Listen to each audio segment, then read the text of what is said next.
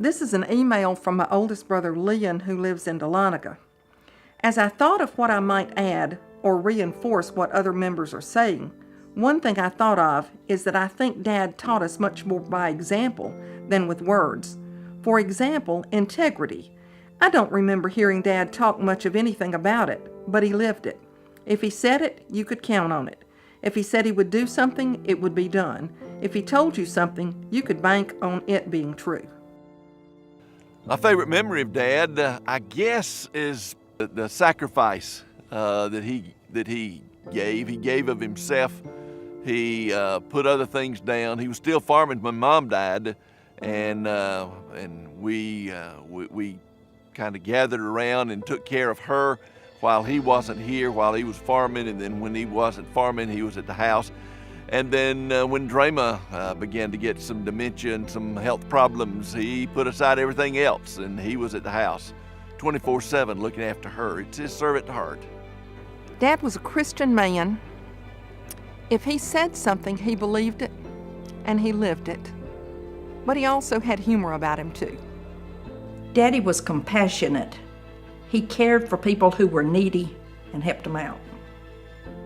Every Sunday afternoon, he would let us go free and do our own thing.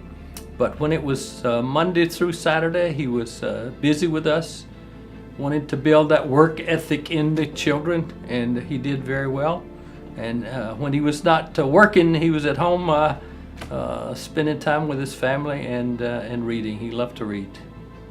I think Dad loved farming, just having the family together. We worked together all the time, all the way through high school, and then college came back during the summer.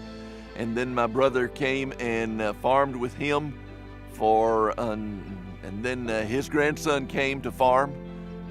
It was a time to be with family. It was a way to provide for family. But he just loved to see things grow. This is a story Dad told me, and he reflected that it happened around 1960. During the night one night, God woke him up and said, I want you to put a sign on your barn. Dad went on back to sleep, and the next morning got up and did the things he normally did. The next night when Dad went to sleep, God woke him up again. Said, now, I want you to put a sign on your barn. Dad said, well, God, nobody else has got a sign on their barn. God replied, I didn't ask them to put a sign. So the next morning, Dad got up, went and got some 2x4s, white paint and black paint. He first painted them white, then he put the lettering that said, Christianity is our business. We farm to pay expenses. There's been 3 signs on the barn since then. That was in the early 60s. And Keith and I painted the second sign around 1970, and it said the same thing. Christianity is our business. We farm to pay expenses. The third sign was put on later, and you could look now and see it's at the barn.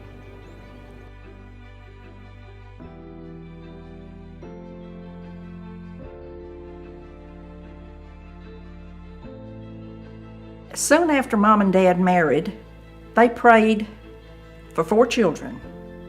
They wanted a doctor, a farmer, a teacher, and a preacher. They didn't tell anyone until after my youngest brother surrendered to preach.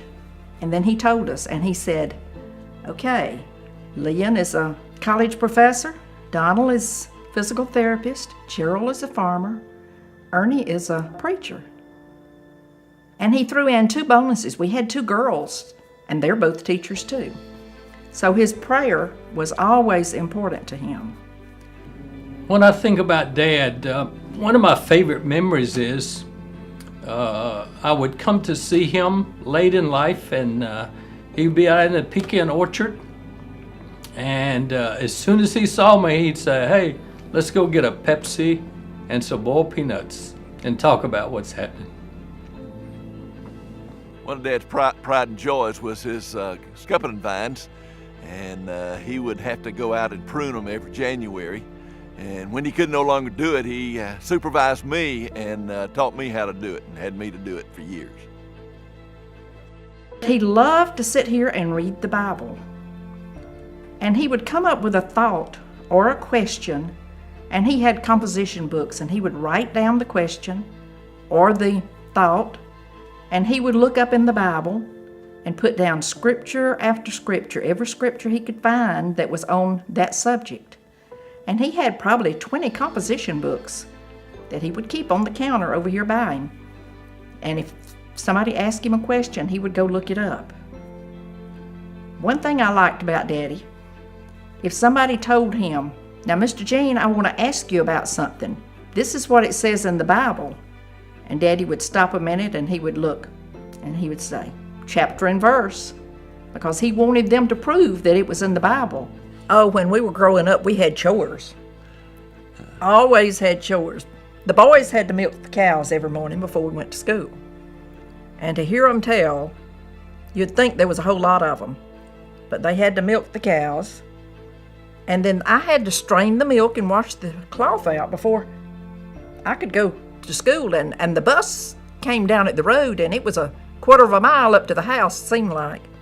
And they were always running late, so I had to run to meet the bus a lot of mornings. And who was it milked the cows? Gerald and I milked cows. There were 2 cows to milk, but That's not what y'all said when we get together. Oh yeah, they grow every time we tell the story. Yeah. And you were the baby and didn't get in That's on right, that. I didn't get in. You on didn't have to do milk the cow, did anything. I tried once. Once? Didn't succeed at it. So I think they decided it was better for me to leave it alone. I tried it too, and I didn't care for it. And I think they sold those milk cows when y'all left. Mm-hmm. The bad thing with milk cows is, sometime in the late summer, the pastures get down and they would eat bitterweed. Oh. And the milk would get bitter. And that's the only milk we had, but it was bad. It was bad on your Frosted Flakes. Yeah. Hospice met a need in our family's life when we needed to take care of Dad 24/7. They stepped in, gave us some directions, gave us some help. When he needed baths, they were there. When we needed some medical advice, they were there. They were there to move alongside of us so that we can give him the best care that we could. Hospice was a godsend for us at a time when we weren't exactly sure what we needed to do. He did need care, but they helped us, answered questions for us, and aided us. Oh, we loved hospice. They came in when we needed them. They weren't here just for Daddy, but they were here for all of us. But when they came in, it wasn't just to do the medical things. They were concerned about his life and what he was doing and what he had been doing that week, and did you get to go to church, and, whatever. And they always had to, discuss scripture with him. That was fine too, because he loved his scripture. But they were caring people.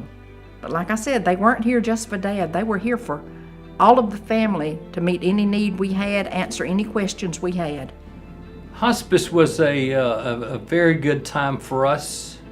We needed that extra care that hospice provided. They would come out as often as we asked. We had the best nurses, we had the best CNA. Dr. Roberts would come out whenever he needed to, and anytime you'd need to make a phone call, they'd always answer back, and it was prompt and courteous and professional. That's what I would say about hospice. We enjoyed it very much.